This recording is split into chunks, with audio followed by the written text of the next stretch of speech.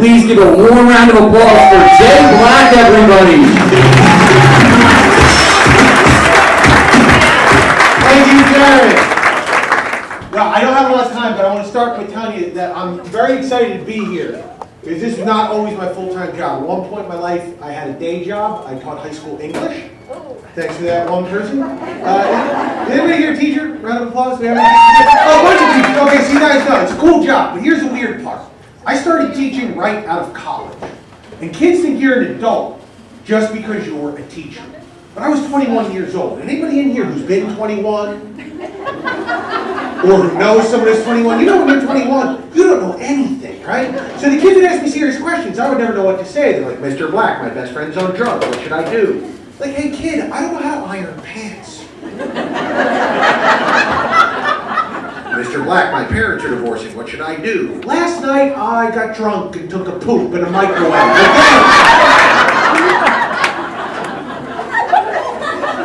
I want to take a moment to apologize to the women. Ladies, I'm sorry I'm not better looking. I wish I was a really good looking guy. I'd take my shirt off, dancing around, you'd all be very excited. I'm not good looking. I know that. Like, I know I'm not ugly. Like, I know I'm not ringing a bell tower. So. You got the Quasimodo joke. This is going to be a good night.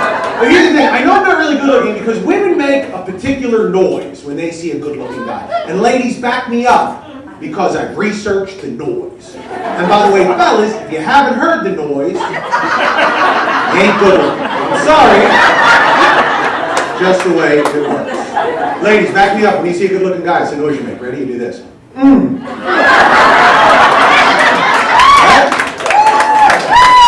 Like you were hungry. I wouldn't even have known about the noise if it wasn't for that show, Grey's Anatomy. You know that show? I watch with my wife, and what's his name comes out? Dr. McDouchebag. Yeah, he comes out.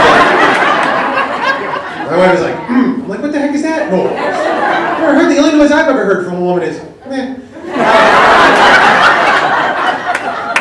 I should probably point something out right now, not that it's a big deal, it's just a lot of people tend to ask me about it after the show, so let's just get it out of the way now. I'm not gay. See, yeah, you thought I was gay. A lot of people do because of this hand. This is a very gay hand. I'm 100% heterosexual, this hand is 100% homosexual. I found out that this hand was gay in college. Not that way, calm down. I found out because heterosexual men will head nod one another. One heterosexual man sees another, he'll do this. Hey, what's going on? I would never do that. I'd always be like, hello. How are you? How come I never get invited to camping? That seems like that. Not gay, I'm a married man. Do we have married men here? Round of applause, man. We have people who are dating. We're the dating people. Always more energy from those people. There's one guy.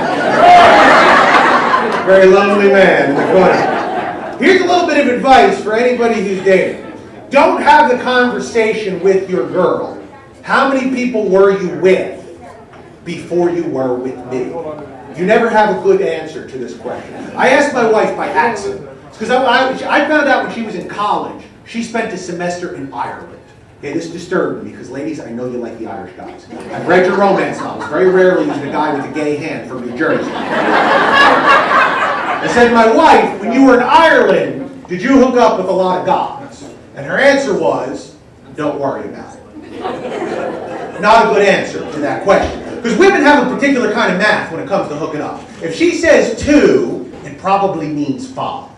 If she says 5, it probably means 10. And if she says don't worry about it, it means they're singing folk songs about her in Ireland as we speak.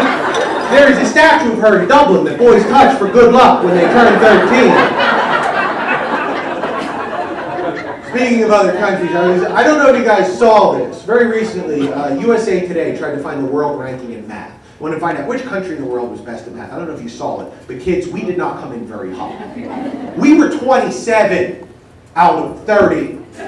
Now, for those of you who are not very good at math, this is not very good at math. Now, I was fine with this. Here's what made me mad. A small third world country came in number 1. They wrote a very condescending article, like we should feel that. It was like, you know, America's 27th in the world in math. Small third world country, number 1. All right, listen.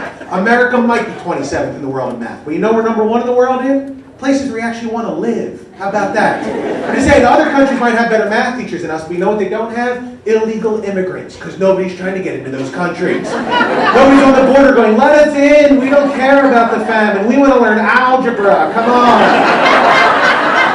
Oh, we're 27th in the world in math? Let me think about that while I watch my big screen TV in my air-conditioned house. Yeah. Oh yeah, I'm eating Doritos, Oh, there's a famine in your country? That's terrible. That's all I know. How many bags have I eaten? I don't know. I'm not really good at math.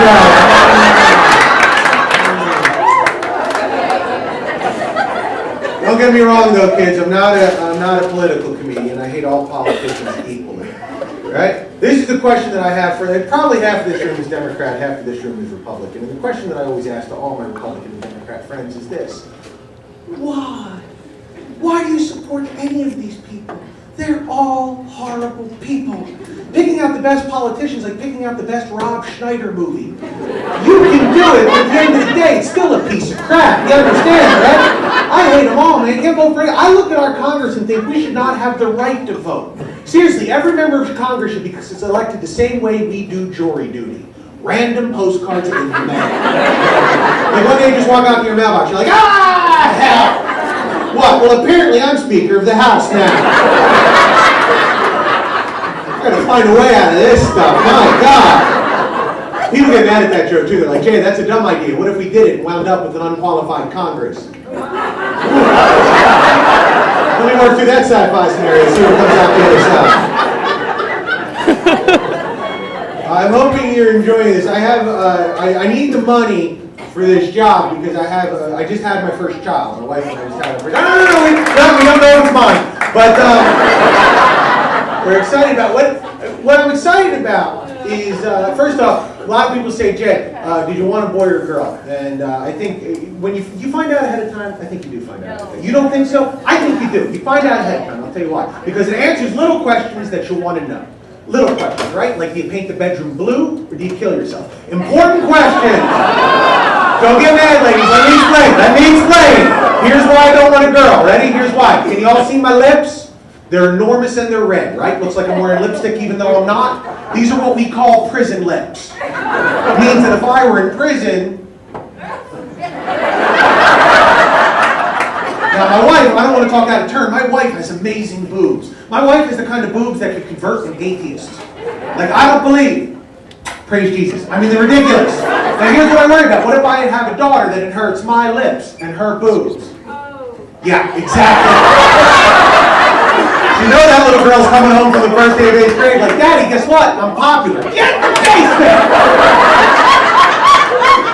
Alright, I do need to get out of here, but here's what I'm going to tell you. I hope I haven't offended any of you. I know that in the course of my stand-up, sometimes I'm offensive, and I apologize about that. Usually people forgive me when I'm on stage because they know I'm just trying to be funny. But my problem is I try to be funny all the time. Because I'm what you call broken inside, you know?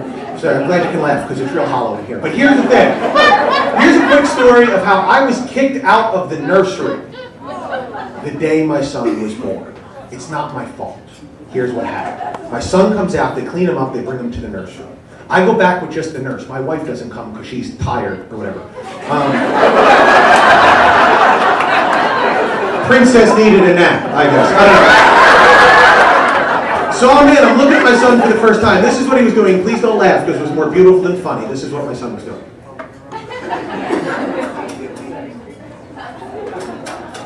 So I go to nurse. Oh my God, that's beautiful. What's he doing? The nurse is like, oh, you see, he's hungry. And when he can't get access to your wife, he turns to his hand. And I said, well, I know all about that.